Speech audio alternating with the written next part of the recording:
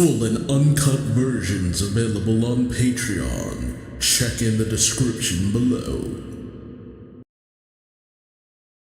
Greetings once again, mages. Duuz-Diz-Din back again with more of Fairy Tale, the 100 Years Quest. Where in the previous chapters that we went over, as Ignia has unleashed his plot, dragonizing the residents of the continent, and taking control of the other dragon gods, sending them all on a rampage while sending out dragonized members of his guild to oversee things. He's also in a clash with the new dark wizard Faris and her demons from the Book of Faris, all while Natsu and the members of Fairy Tales try to stop all of this. Although Happy has found a member of Fire and Flame, Misfortune, an Exceed who sided with Ignia, to be someone he wants to help, as given her nature, she tends to cause a lot of misfortune, but Happy is set on helping her out.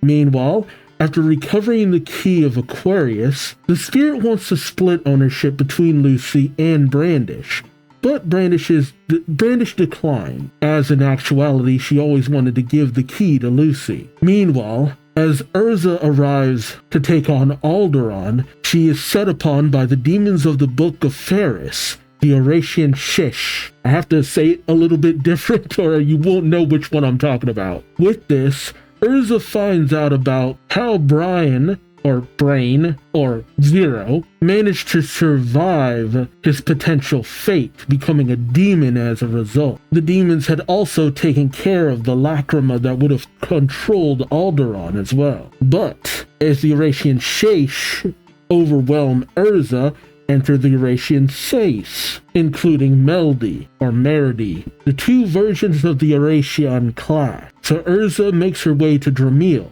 where Natsu, Happy, and the newly named Fortune go to find Ignia. But as Erza arrives, she finds that Dramil is under attack, as the dragonized humans under the control of Ignia fight against the black magic-controlled people under the command of Faris, killing each other in the process. Erza tries to intervene, but a dragonized Wed arrives to settle the score between the two. Gray is headed over to where Viernes is, while Wendy has arrived at the Diablos Guild, learning of what happened to Selene, looking to, restore her to normal as well. And Lucy managed to do it, so why not Wendy? But suddenly, Alderaan rises from the depths of the earth, showing that he is still around. I mean, let's put it like this. He was revived, but you might have destroyed the lacrima that was controlling him, but you didn't take him down.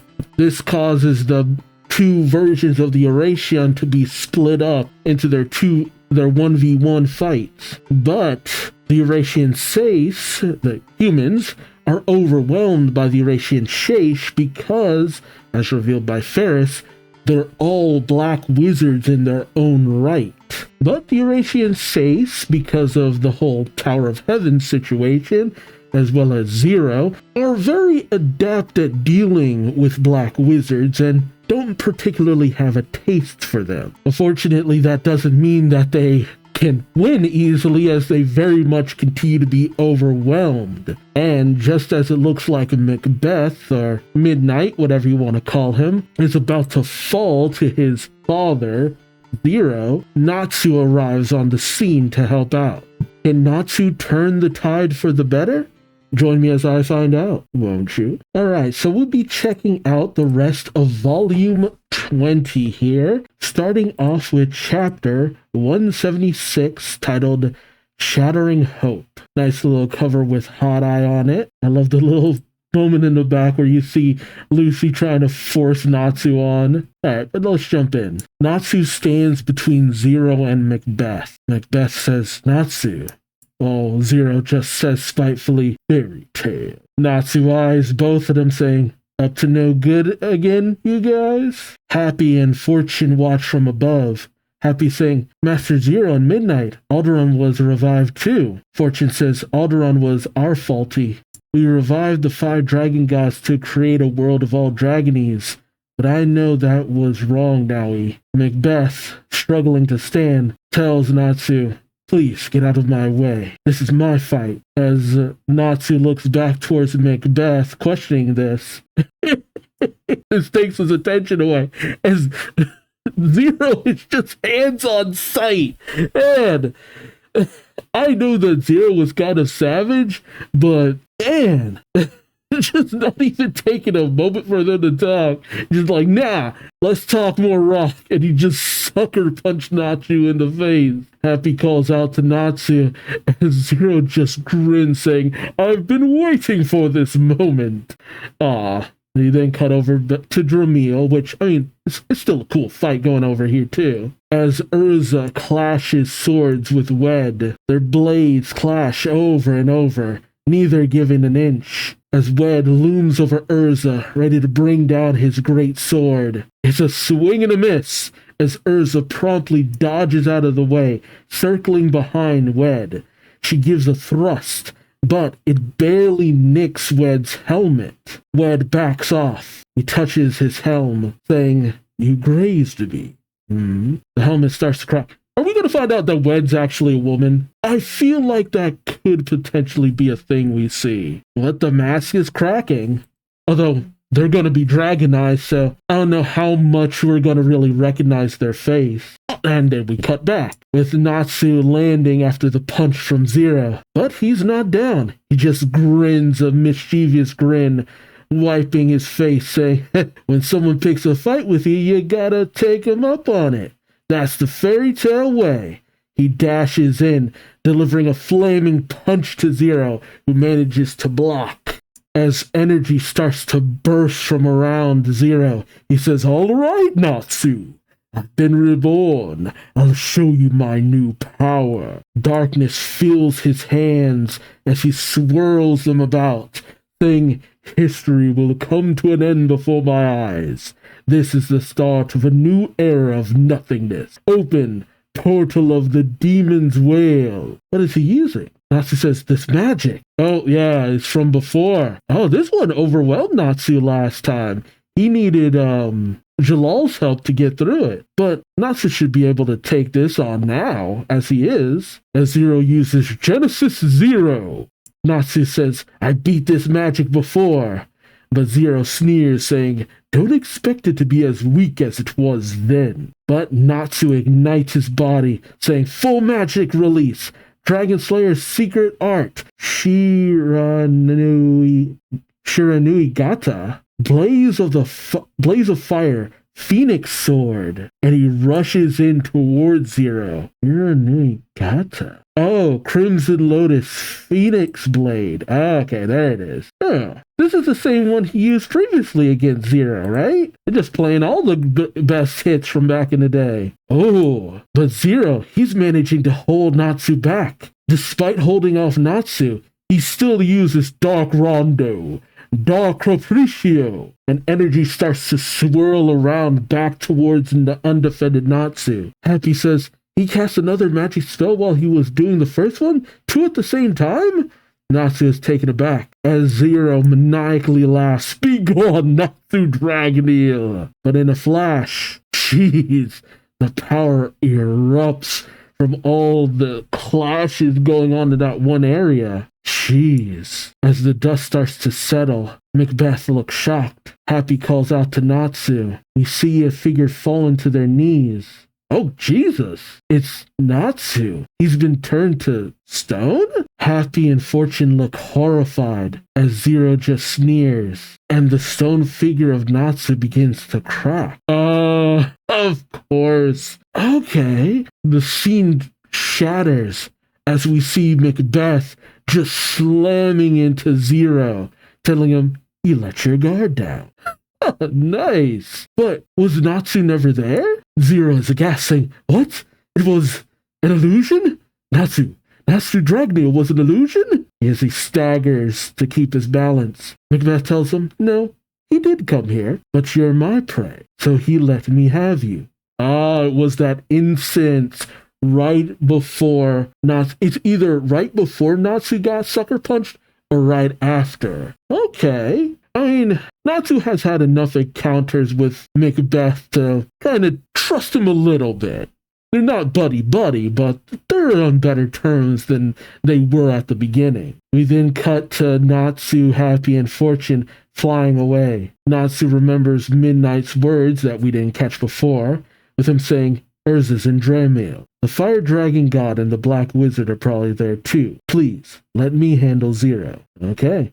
With Natsu saying, you didn't even have to ask. I ain't got time for that. True enough. Wait for me, Erza. Ignia. We then cut back over to Dremel, where Erza continues her clash with Wed. As the fight goes on, Wed's armor shatters more and more until it finally falls away. And while at first Erza is still on her guard, as Wed's visage is fully seen, she seems to be shocked, saying, You're... And that's the end of the chapter, of course. Oh, I would have been so mad. But thankfully, next chapter. Alright, next up is chapter 177. Fairy Flame Invitation. Okay. Nice little cover page of Erza in the snow looking up at the sky. Very cute.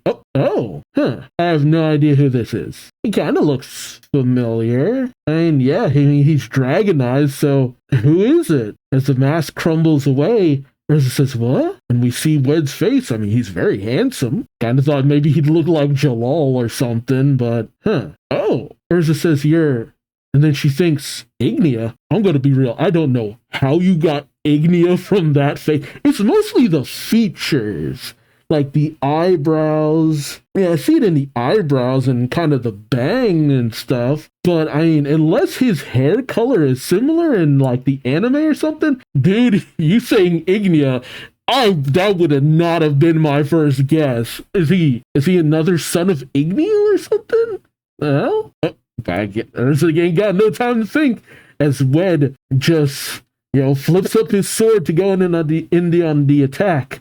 Erza snaps out of it as Wed rushes her, and they clash swords yet again. And not to mention Wed's nose. It's the nose that really throws me, because Wed has a little bit more of a hook to his nose a little bit. It's not really the more classic way that Mashima draws people, but I guess because, even though it's Atsuo doing much of the drawing, most other character designs have looked fairly Mashima, but it's kind of different. Wed then says, my name is Wed, Warm Earth Dragon. It's kind of like, big spoiler if you didn't get to the end of the original fairy tale series, but I don't know why you would be here if you didn't. You had END, E-N-D, which stood for Aetherius Natsu Dragneel.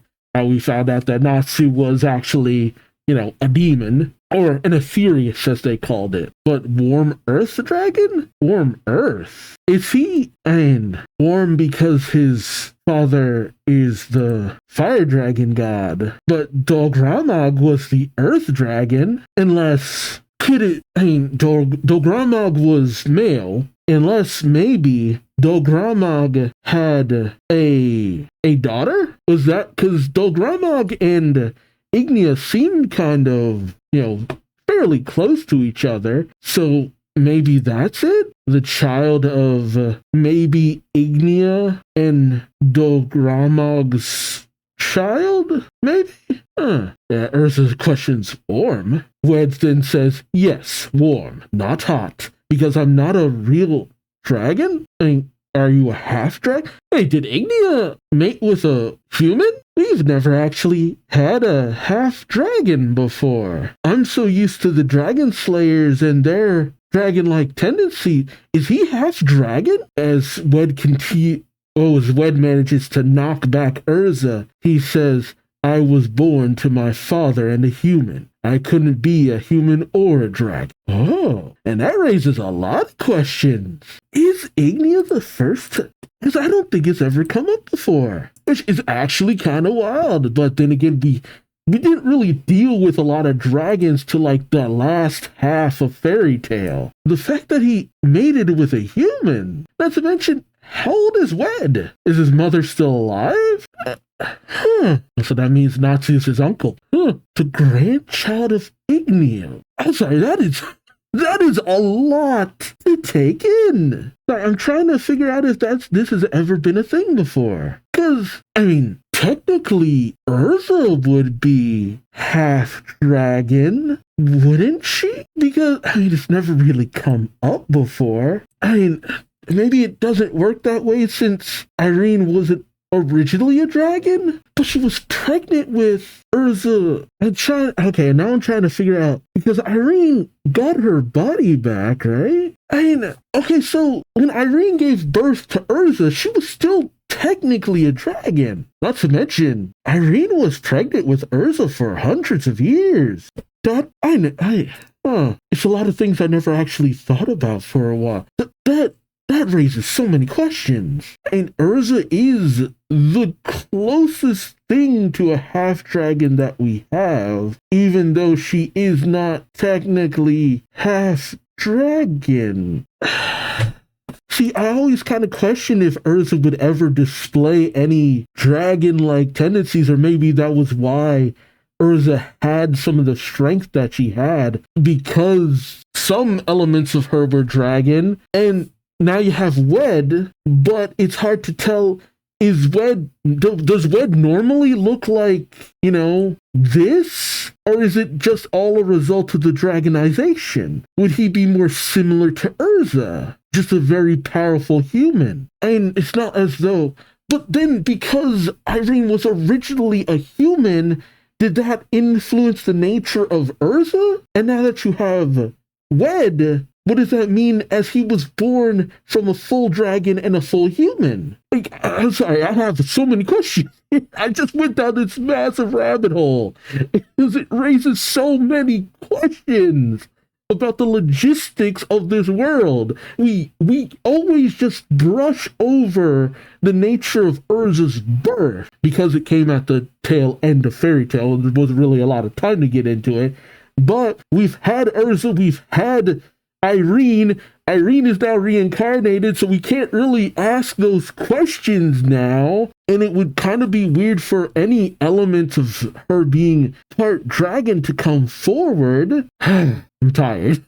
Alright, let's just move on. As Erza keeps herself from being flung too far back, kneeling on the ground, she says, "Don't tell me, your father is..." Wed grows silent, as Erza then questions, "Are you Ignea's son?" The Wed smirks, saying, "I can finally be a dragon now." Oh, sweetie. I wonder about your life, man.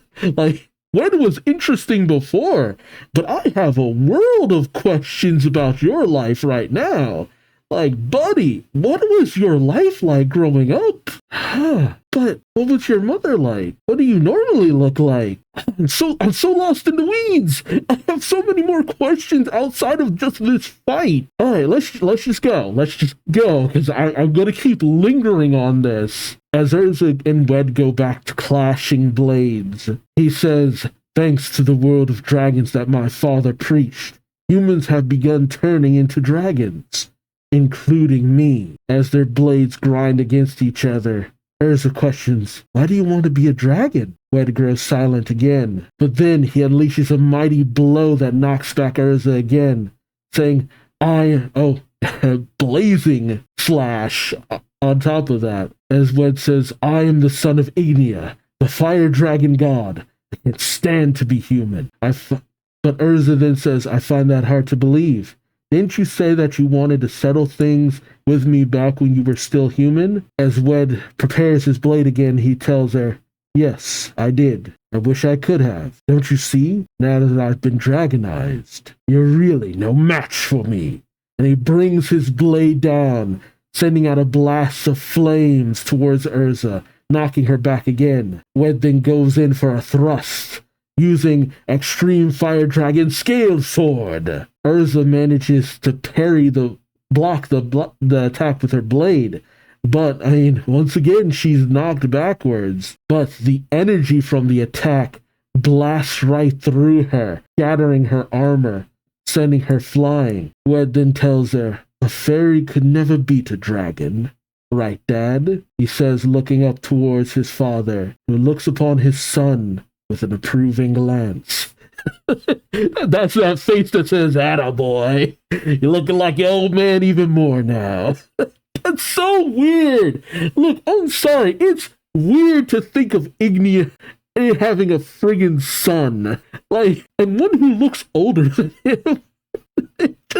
He looks so much older than his dad. It's so throwing me off. But then Ignia turns his attention back to Faris, questioning, "How long do you want to keep this little stare-off going? Wet behind the ears, black wizard." But Faris hasn't dropped her smile, saying, "I am a black wizard and a black dragon. I have the power of both Azerif and Acnologia. Fire dragon, do you truly think you can beat infinite darkness?" Ignia rubs his neck, saying, "Well, Dad, I'm gonna lose." But suddenly, Ignia's ears perk up. He turns in shock, saying, "This feeling." Faris questions this, but Ignia bounds down from the roof, saying, "I'll deal with you later." Faris, finally dropping her smile, feeling a little bit slighted, questions, "Are you running away, Fire Dragon God?" "Oh, but who the heck? A member of Fire and Flame? They're dragon eyes. They got some massive hands." But then again, what was the dude's name again? Jacob? Oh, Brian. I forgot because I'm just like, because when I think of Brian, I think of Zero. I mean, that was Zero's real name, right? Or was he just called Brain? I think it was just, no, okay, I'm looking up. He was just called Brain. I thought his real name was Brian or something. That's weird. Does he just go by the codenames Brain and Zero? Was there no other name? I always thought we found out he had some other name. Okay, so this new figure has moved in, wrapping their arms around Faris, having caught her completely off guard. Okay, there's some text that I think got put in the wrong place. I think the figure saying, "You let your guard down." But Faris looks towards the figure, kind of just nonplussed, as the person says, "I will see to you. I am the leader of Fire Dragon God's squad, Fire and Flame, Bestia. I am the leader of the Fire Dragon God's squad. Fire Dragon God's squad? So are there more members of Fire and Flame just running around that we're just not aware of? That seems to be the case here." Suddenly, a black energy starts to surround the two. Faris saying, "Oh, teleportation magic?" Bestia says, "Yes, it would cause quite some trouble if I were to use my magic in a place like this." Faris simply says, "How intriguing." And the two are teleported away. So either Natsu's going to arrive on the scene and not see either people he was going after, or something else is awaiting him. Yeah, what gained Ignia's attention? Was it Bestia arriving, or was it something else? Did Ignia go after Natsu? Well, we cut to the distance where Natsu, Happy, and Fortune are about to arrive. Natsu saying, "I see it now. Dramio." What? But suddenly something catches their attention. Is it Ignia? As a flaming dragon-like figure appears racing towards them. Yeah, it's Ignia. Natsu gets on guard as Happy says, "Natsu, it's Ignia." And Natsu just says, "Yeah." While Fortune says, "Lord Ignia." And he just flies on past them.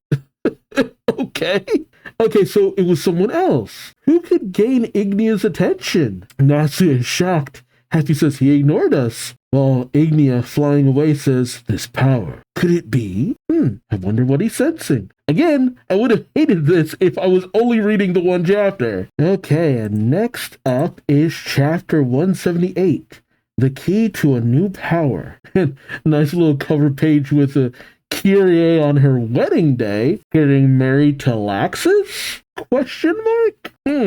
I would not hate it if I'm being honest. Alright, so as we cut back to Ignia flying past Natsu and the others, Natsu grows angry, saying, "That jerk face, he totally ignored me." Well, Happy questions, "What do you want to do, Natsu?" But Fortune tells him, "You two go to Dremio like you planned. I'll go after Ignia." Happy tells her, "Huh? But it's dangerous for you to go alone." Fortune tells him, "I'll be fine. We were on the same side. I think he'll at least hear me out a little." Natsu, angry, says, "Why do you get to decide that? I'm gonna beat Ignia." But Fortune tells him, "I know that, but you can't beat him the way you are right now." Natsu questions, "What?" Fortune tells him, "Bestia, the top ranked member of Fire and Flame has special flames. If you can eat those, you might awaken your power. Special flames? I wonder why we're only just being introduced to her now. I was kind of questioning how many members Fire and Flame had, as honestly, from what we had seen, it was like, this ain't enough people to make a guild. The power to make a prison of flames that will burn everything up. What does it say if Bestia gets beaten by Faris, though? Oh, what the heck? Are we in the Upside Down? What the heck is this? Why are you upside down? Okay, we might actually be in the Upside Down. As Faris and Bestia arrive in this prison? Where are they? Faris says, oh, what interesting magic. I sense teleportation and space magic, and just a hint of dark magic. Bestia tells her, as I told you, it wouldn't do to release great darkness in the real world. Oh, another dimension? Another dimension? Another dimension? And Faris, hearing the words dark magic, is intrigued, obviously. They then cut back to several fights. Erza clashing against Wed. It is. See, the problem with Wed is now that he doesn't have the faceplate, he has this tiny looking little head on this massive body, and it's throwing me off a little. Macbeth versus Zero. Eric versus Blade. No, not that Blade. Serrano versus Damon. I always kind of have to try to remember what their regular names are. Gate, who seems to be, I think, yawning, going up against Meredy. Not Racer. Sawyer against Bird, and Richard against Gaia, and they're clashing heads. It is a shame, though, because, I don't know, I kind of wanted to see the new Oración Sechs go up against our heroes, though. I mean, it's cool to have Oración against Oración, but I don't know, I kind of wanted to see, like, 3v3s. We then have Lucy's narration saying, as I was rejoicing over my reunion with Aquarius, fights were going on all over. As we see Lucy and Aquarius talking things over with Mercphobia, Mercphobia says, so, to turn the people of the continent into dragons. And then Carmille interrupts saying, Ignia created a giant lacrima in each part of it? Mercphobia then says, no, Dogramag probably made them actually. He and Ignia go way back. Wait, is Dogramag back again? I thought he already kind of got his resurrection card. Because I kind of thought Dogramag's resurrection was kind of like a way of showing how the other dragon gods could be resurrected again. Lucy then says, I have to go. There are other giant lacrimas left. But Mercphobia tells her, please wait. He then hands over something. Key? Saying, now that you've been reunited with Aquarius, you might no longer need this, but please take it. What? Carmille says, that's... And Lucy eyes it saying, what is this? Mercphobia says, the key of the water dragon god. Excuse me? What does this mean? Don't tell me she can summon you? I'm going to be honest, that would be a hell of an ability boost if that's true. Oh my god. What if each of the dragon gods have a key and they give it to Oh my god, that would make Lucy so broken! The ability to summon dragons, each with the ability on par with Acna, that would be so broken. That would be so broken. Lucy says, the water dragon god? Oh my god! Lucy says, huh? And Mercphobia clarifies, it's a key to call me. What? Oh my god, dude! It's like, now that you have Aquarius's key, you might not need this. It's like, are you shitting me? Buddy! Like, I'm not trying to downplay Aquarius, but you're a dragon god, buddy! Like, holy shit! Congratulations, Lucy! You gained the endgame summon! Like, holy crap! That is insane! Then again, Mercphobia's weakened right now, so he'll only be so powerful, but that, even still... Like, that's the thing is, like we've seen Mercphobia, like, at his weakest before. and he still be kicking ass. Dude, that is a hell of a summons. And what if she can use the celestial spirit dresses with Mercphobia? Oh, dude, that opens up such a degree of power. Could Lucy handle that? I don't know. Hermile says, you hardly have any power left. While Mercphobia just smiles, saying, no, I have enough to fight temporarily. Well, Lucy says, I'm a celestial spirit wizard. I can only call celestial spirits. But Mercphobia just gives her a smile, saying, wizards who have keys and get their powers from gates are collectively known as summoners. Yeah, baby! Use some corrupt terminology on this shit. Not to mention, let's be real. I feel like the reason why the keys were such a big thing most of the time was because it was like, hey, this is the most powerful kind of summoning we really have in the given area. But we've seen Angel or Serrano do summoning as well using other objects. So we've kind of dipping our toe a little bit into the idea of summonings. It's just that we don't really see a lot of characters who can really do a lot of summoning magic. And it happens, but it happens kind of few and far in between. So yeah, I mean, it's just a type of summoning magic. So I'm sure that we've seen something akin to this for other characters. It just wasn't really defined as well. Not to mention Serrano's angel summoning shit. I don't think it's really something she still does too much. But Lucy says, summoners? Mercphobia tells her, you possess that extraordinary gift. I'm sure you can summon a dragon. Okay. Dang, Lucy. I keep talking about how I want them to put a little bit more respect to Lucy, but summoning a dragon? Oh, man. Oh, dude. She's on good terms with Selene and Elsera. I'm just saying, shoot, start collecting dragon keys? Oh, man. Oh, Loki, we're going to see even less of you now lately, buddy. Of course, Lucy's mouth is agape, and of course she's got a jabs at her saying, hear that? Oh, Viernes. Right, okay, yeah. Gray was taking on Viernes, and Gray he's trying to take on Viernes. He's just kind of creating ice, and it just ain't doing nothing. Gray says, ice doesn't work, and I ain't got Dragon Slayer magic. What am I gonna do?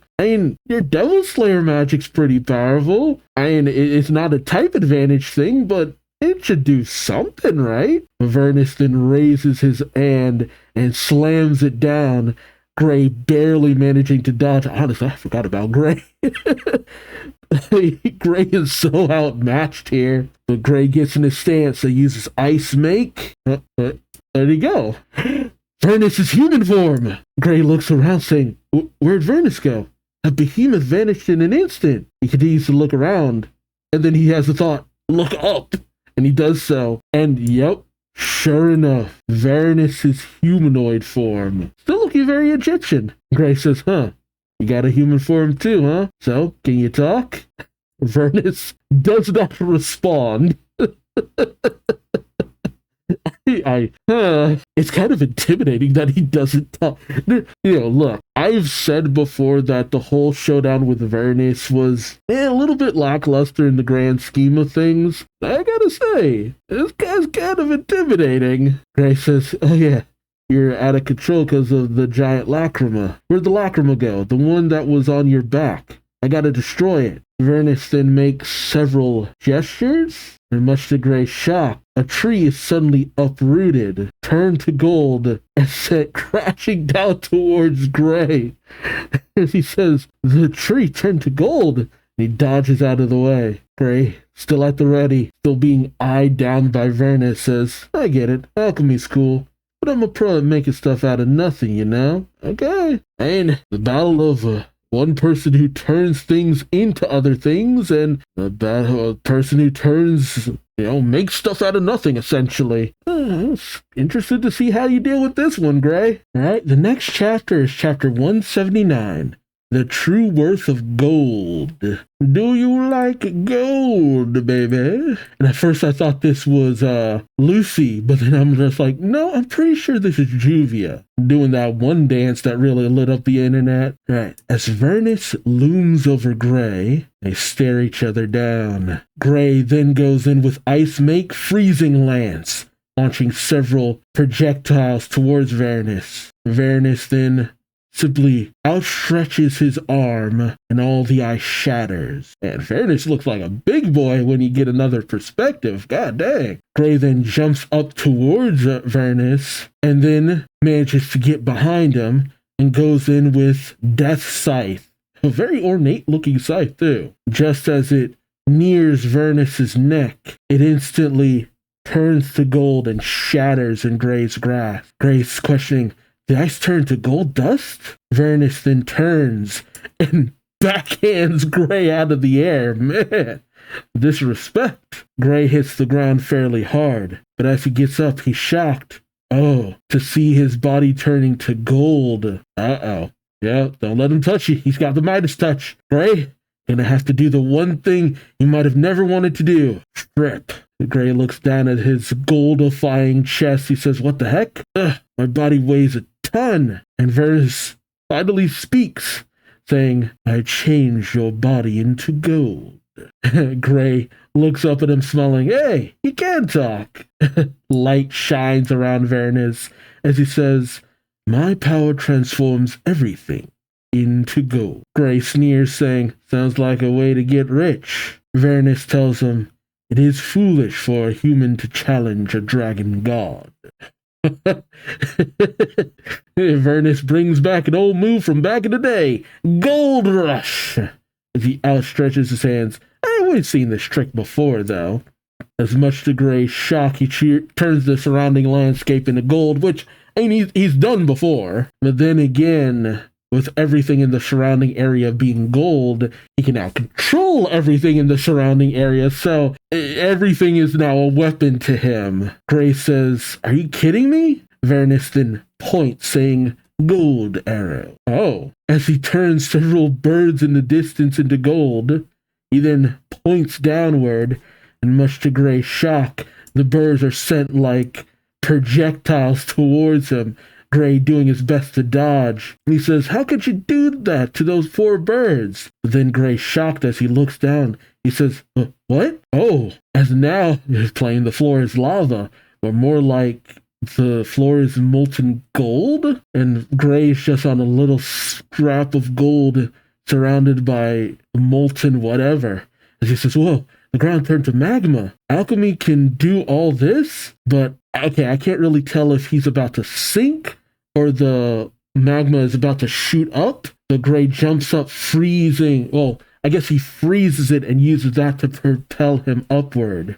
Yeah, again, it's hard to say what's happening. Viernes once again outstretches his hand. Gray is shocked, sees the attack coming, I think. I think he creates a shield of ice, but yeah, okay. But it's instantly shattered by the impact. Gray saying, my ice shield. Once again, Viernes uses gold arrows. I guess he's using more birds or the same birds as before. It's hard to say. As he essentially creates a golden shower.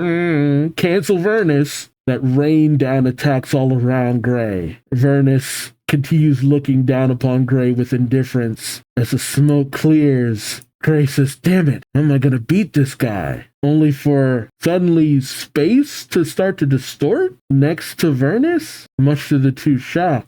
Wait, spatial is it Selene? Yeah, even Viernes' eyes have grown wide as a figure steps out of a very familiar looking portal. It's Selene saying, oh, if it isn't Viernes.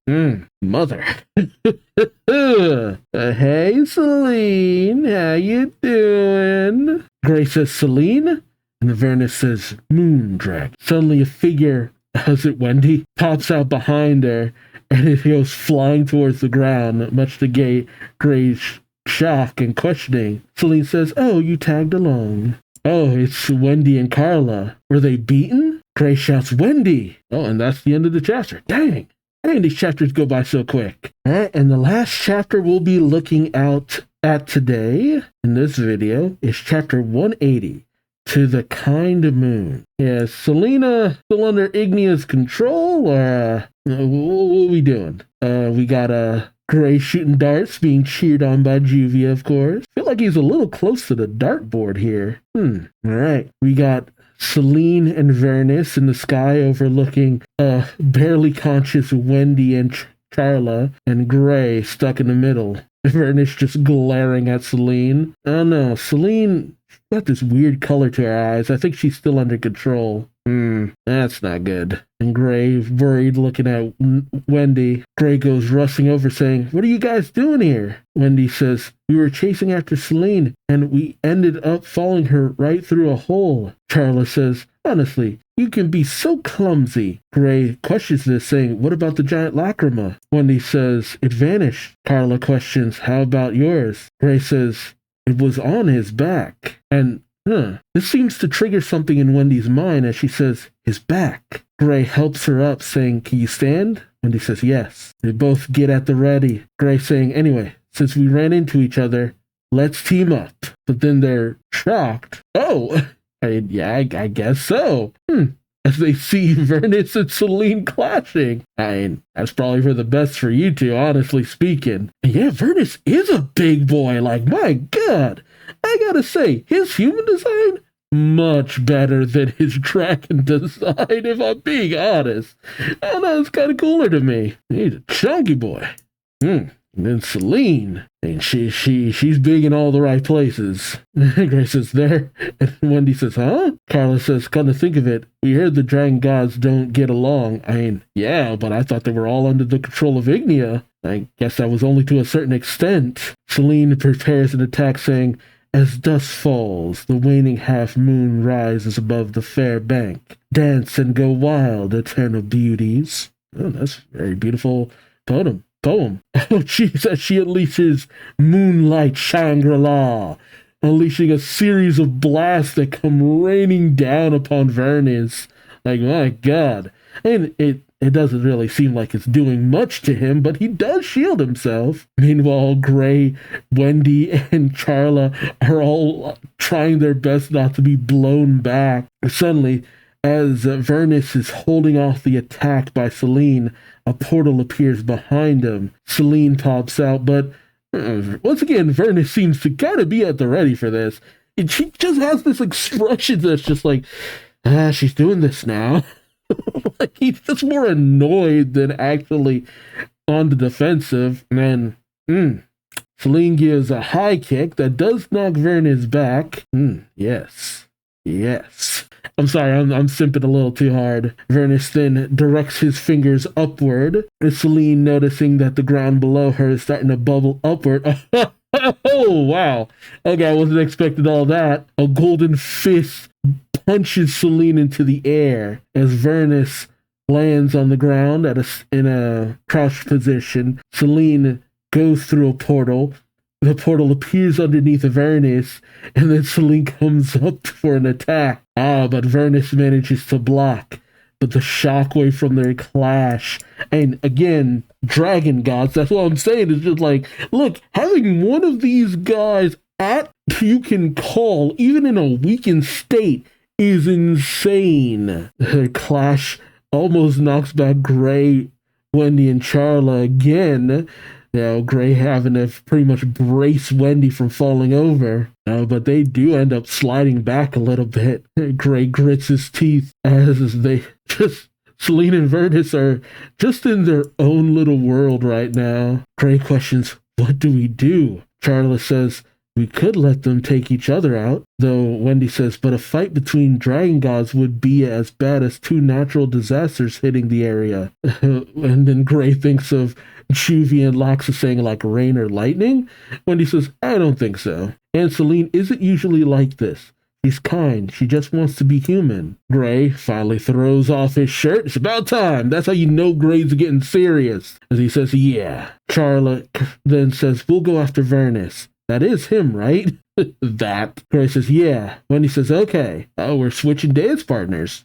All right." And I don't know why Gray taking on Selene is suddenly the better option, but we'll see. I gotta hope they got a plan. The two race in, Gray saying, let's go. Oh, we, as in the collective. Okay. Gray and Wendy flank Selene, much to her shock. Wendy saying, Selene, we're on your side. Please come to your senses. Okay, now Gray wants to use his friggin' Demon Slayer arts as his arm turns black. Oh, okay. Wendy uses the Dragon Slayer's seal enchantment in order to lock his ability to slay dragons or have an effect on dragons. Gray says this is the power to slay bad dragons. And he unleashes Long Sword of Ice Demon Zero, which actually seems to do some damage to Viernes. But Selene says, stay out of this.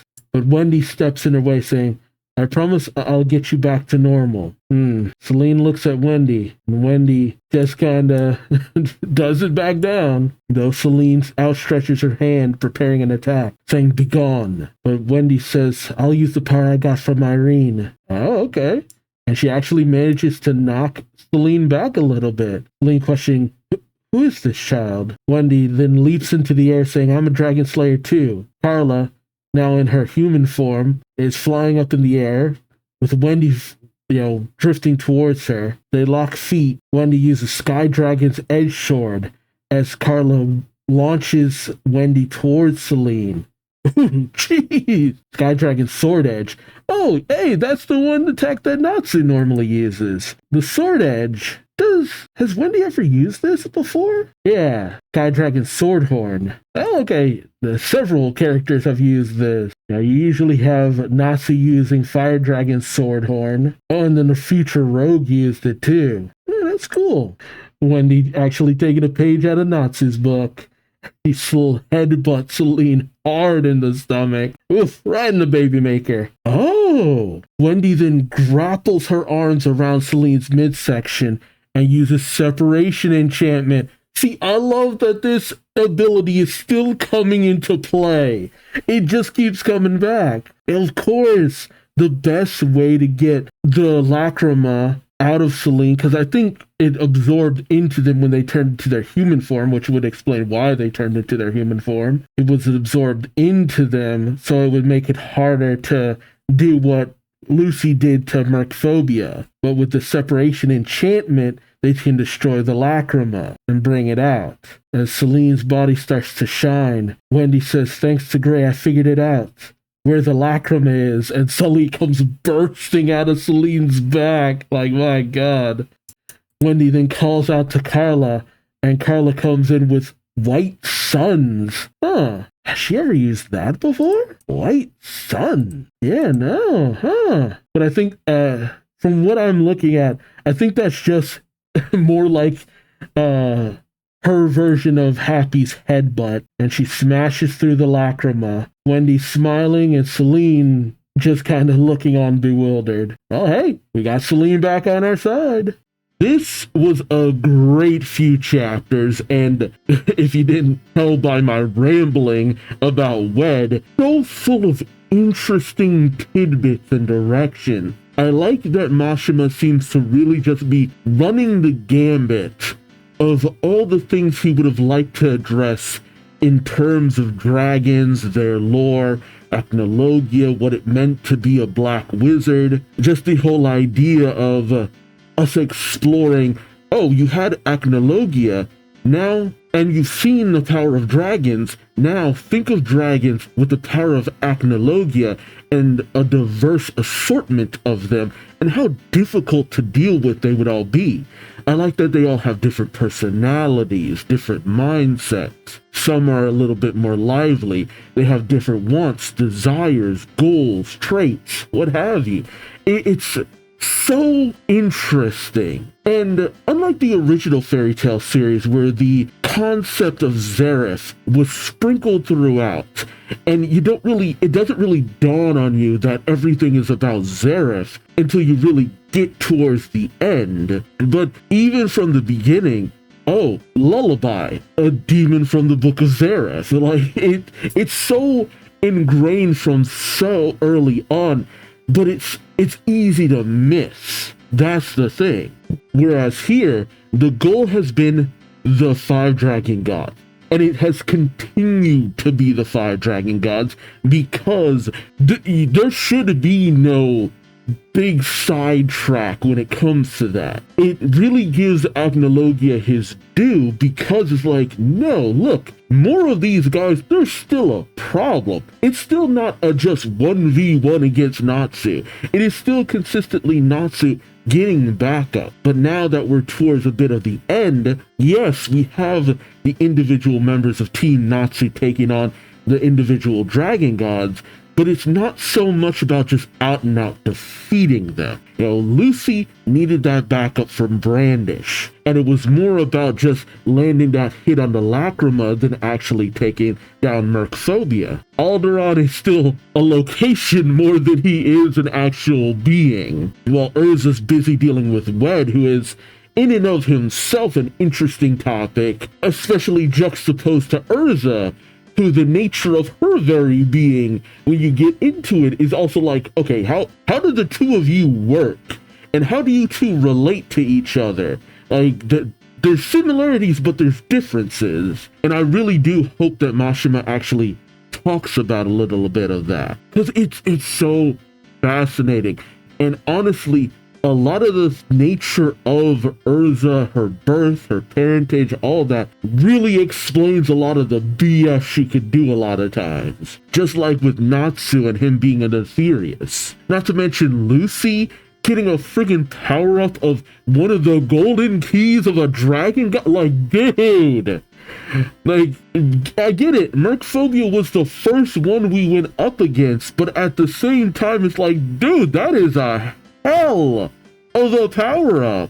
And with all the other things that she can do, like Mercphobia cross Leo Star Dress, like, whoa! Burning water? Oh man, that would be amazing. Just the implication alone is just like, okay, I need a whole nother series after that just to explore the possibilities. Wendy managing to one-up Selene was actually really nice because, well, again, much like the situation with Lucy, Wendy didn't just do it by herself, but at the same time, it took Wendy's cunning, her guile, and her understanding. Like, as soon as she's just like, oh, Gray says, oh, the Lacrima was on his back, but then it disappeared when he turned into his human form. And Wendy immediately like, I know where it is. I know what I have to do. I've had the tools ever since we last took on Alderaan. And I've loved that that situation with Irene has just continued to come into play even up till now. The separation enchantment. And I'm glad that it's just like, okay, we didn't have to really hurt Selene in the process because Selene has become such a major ally in the process. Though Mercphobia really got himself roughed up, like, both times he was being controlled. Like, Mercphobia is just a punching bag of this series half the time. But he always kind of just walks it off, so it's hard to really be like, okay, should I feel bad about this? Because dude never seems any worse for wear. Yeah, he's got the bandages and all that, and he's a little roughed up, but, I mean, you could never tell by his disposition. But I do like that the victory was done with a combination attack from Wendy and Carla. But when it comes to Gray, now that he's had his little sea dragon slayer seal awaken whatever thingy, I do kind of want to see Gray really give it to Viernes. Because, like I said before, just because his whole thing is Devil Slayer, like, come on, that's gotta have enough power to put at least a bit of a scratch on Viernes. Come on. And what was that presence that Ignia felt? I'm very curious about that, because I don't know, like, all the major players were headed to the one town. So I can only think that maybe somehow Dogramag has once again awakened? Like, that, I mean, I wouldn't be too mad about that. I'm also still wondering because you have the 6 days of the week, the 5 dragon gods, 6 dragon gods, but you still need a 7th, and I'm still wondering what the 7th, how that comes into play, because that's the supposed to be the sun. So who would the sun dragon god be, unless that's a title bestowed upon Natsu once he manages to potentially overwhelm Ignia? Because, Fortune told him to seek out, what was her name? Bestia.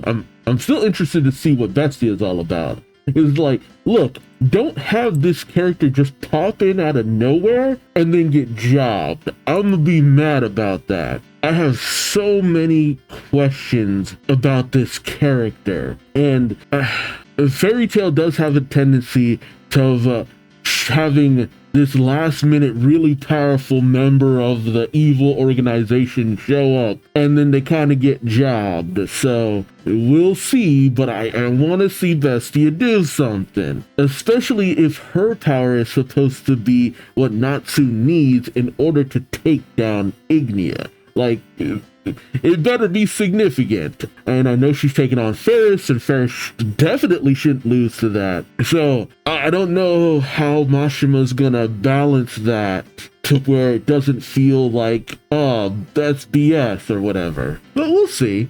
I haven't been too disappointed with the way things have gone in the 100 Years Quest so far. What else? I am curious how Melody's Oración Seis will overcome Faris's Oración Sechs. It's so dumb how I say that. But I will say that the fights aren't quite going in the direction I had hoped. But maybe, since we do seem to be taking down the dragon gods in a fairly concise manner, maybe it ends up being that Fairy Tail teams up with the dragon gods they can get on their side to take down the demons from the Book of Faris, or maybe like 2v2 against the demons from the Book of Faris and the members of Fire and Flame. Because, I mean, a lot of the other members have really not shown up yet. So I am kind of curious about that. Like, where are the Signario sisters? I'm interested to see what their dragonized form looked like, especially since it already looked like they had horns. Though that just might be part of their clothing. And Lekka, I do wonder if the one dude Raj will show back up. He has such a weird design to me. And will Fortune actually be able to convince Ignia to some degree? What led Ignia down this path? I mean, I can see it being something very tragic, like he outlived his lover, and so he had this opinion that if humans were more like dragons, they wouldn't die off so easily or so quickly. And that could actually be, that would actually be kind of sweet, all things considered. I'm also very, very curious what the Signario sisters' powers are actually like once we get to see them like in full swing and all that. And what a lot of the other members of Fire and Flame actually kind of felt like they got out of this direction that they've gone down. Like, why did they choose to follow Ignia? And not to mention, it was obvious that Ignia had a bit of a soft spot for humans just because of the fact that, he has the Guild Fire and Flame, who is made up of humans. Unless they're all half dragons too, which is, entirely possible. And that's the thing too. Now that we know that it is possible for dragons to procreate with humans, probably mostly because of their human forms, how many more children of dragons are running around? And is it just the dragon gods who have these half children, or is it other dragons as well? Because only those who have the ability of dragon gods seem to be able to go into human forms. Is that just how it is? Or is it just that the other dragons didn't feel the need to go into human guises? The initial plan of ridding the world of humans, it's just like, okay, that's really extreme and kind of messed up. But now it's kind of looking like, okay, no, there feels like there's something deeper to your plan here, Ignia. And maybe it comes from like a place of maybe hurt or something, like something happened in the past. There's so many questions that I have here right now. And I don't know, I think that's all I can really think of at the moment. I will admit, some of the other characters undergoing dragonization, that would have been kind of cool. I'm just being honest. And then you get to Erza, who doesn't undergo dragonization because of her heritage. I'm so stuck on that. I think that's enough. Like, I got so much out of these chapters, more than I would have expected. But let me know your thoughts in the comment section below. Like, comment, subscribe if you enjoyed the ride. Thank you so much for watching. Until next time, I've been Duuz-Diz-Din, and hope to see you later. Till then, take care. Bye-bye.